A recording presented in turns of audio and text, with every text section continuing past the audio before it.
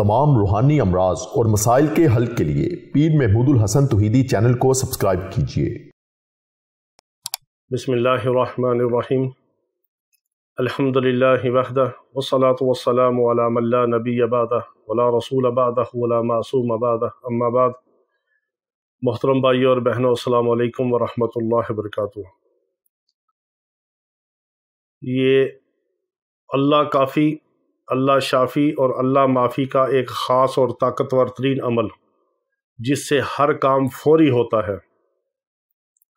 यही हमारा ज़िंदगी का मिशन है कि अल्लाह रब्बुल इज़्ज़त हमें अपने बंदों की हदायत और शिफा का ज़रिया बना दे, और हमारी कोशिश है कि अल्लाह रब्बुल इज़्ज़त हमारी भी इस्लाह फरमा दे, हमें भी हदायत के रास्ते पे रखे और हमारे ज़रिए उम्मत मुस्लिमा की इस्लाह फरमा दे और उम्मत हदायत के रास्ते पे रहे और मेरे आका अलैहिस्सलाम की आंखों की ठंडक बने यही उम्मत, और क़यामत के दिन भी दोज़ख की आग से हम सब बच जाएं और हमारी दुनिया भी अच्छी अल्लाह ताला कर दे और आखिरत भी अच्छी कर दे।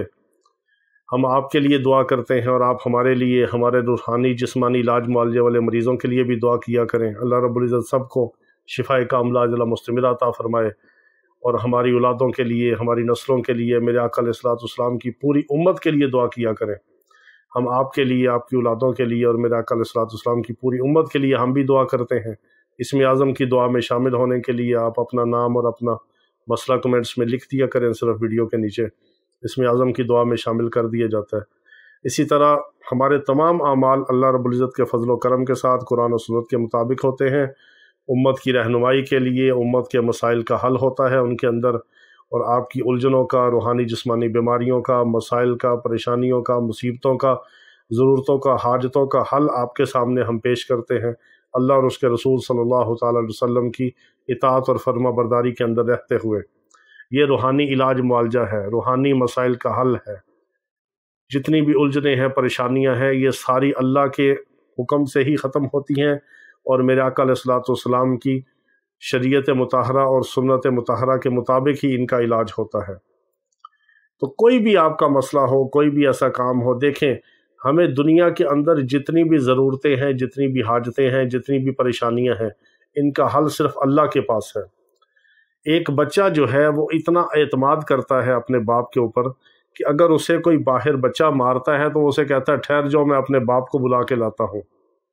उसको एतमाद होता है अपने बाप के ऊपर, और वो इतने यकीन के साथ और तवक्कुल के साथ अपने बाप के ऊपर एतमाद रखता है, और वो उस बच्चे को कहता है कि तेरे लिए तो मेरा बाप ही काफ़ी है, यानी तेरे वास्ते मेरा प्यो कल्ला ही काफ़ी है, मैं अपने प्यो को बुलाना वा। ये पंजाबी में मैं आपको बता रहा हूँ कि बच्चा ये कहता है।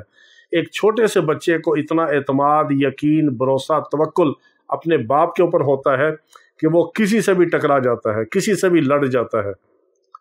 कोई भी उसको तंग करता है, कोई मारता है, कोई परेशान करता है, तो वो कहता है ठहर जा, मैं अपने बाप को बुलाता हूँ। फिर जब अपने बाप को बुलाता है कहता आओ ना, कहता आओ, अब तुम्हारे लिए मेरा अब्बा ही काफ़ी है। तो हमारे लिए हमारा अल्लाह ही काफ़ी है। अल्लाह से बढ़कर कौन है दुनिया के अंदर, जिसने इस कायनात के निज़ाम को बनाया। अल्लाह की ज़ात ही वो ज़ात है कि जिसने सबको पैदा किया, सबको बनाया, सबको चलाया, सबको थामा हुआ है, सबको ज़िंदगी दी, रिज़्क़ दिया, मौत देगा और सबको अपने सामने पेश करेगा, हिसाब किताब लेगा और सबको, किसी को जन्नत में, किसी के जहन्नम में दाखिल करेगा। ये अल्लाह की ज़ात ही है। कोई अल्लाह की इजाज़त के बगैर उसके सामने पर नहीं मार सकता, कोई अल्लाह की इजाज़त के बगैर उसके सामने सिफारिश और शफात नहीं कर सकता। अल्लाह का ही कब्ज़ा कुदरत है, दुनिया के अंदर भी, आखिरत के अंदर भी, हमेशा से है, हमेशा रहेगा। तो अल्लाह ही हमारे लिए काफ़ी है दुनिया के तमाम मामलात के लिए। फिर अब हमें रूहानी जिस्मानी बीमारियों के मसाइल हैं, डॉक्टरों से अच्छी अच्छी दवाइयाँ लेते हैं, हकीमों से, तबीबों से अच्छी अच्छी दवाइयाँ लेते हैं, फिर भी किसी को फ़ायदा नहीं मिलता, शिफा नहीं होती, मर्ज़ बढ़ता गया जूं जूं दवा की, ऐसी सिचुएशन भी होती है। तो इस हाल में भी शिफा देने वाला शाफ़ी अल्लाह ही है। रूहानी बीमारी हो या जिस्मानी हो, किसी आमिल के बस में, किसी आलिम के बस में सिर्फ इतना है कि वो अपने इल्म और तजर्बे के मुताबिक सही इलाज करे। अल्लाह ताला उसकी फिर रहनुमाई और इलाज की वजह से उसमें शिफा डाल देता है। लेकिन शिफा देने वाला, फ़ाइल हकीकी, सब कुछ करने वाला अल्लाह ही है। अल्लाह ही हमारे लिए काफ़ी है, अल्लाह ही हमारे लिए शाफ़ी है। اب ان تمام مسائل کا حل کیا ہے؟ یہ ہمارے گناہوں کا وبال ہے۔ ظہر الفساد فی البر والبحر بما کسبت ایدی الناس، اللہ رب العزت فرماتے ہیں خشکی اور تری میں جتنا بھی فساد ہے یہ انسان کے اپنے ہاتھوں کا کیا درا ہے۔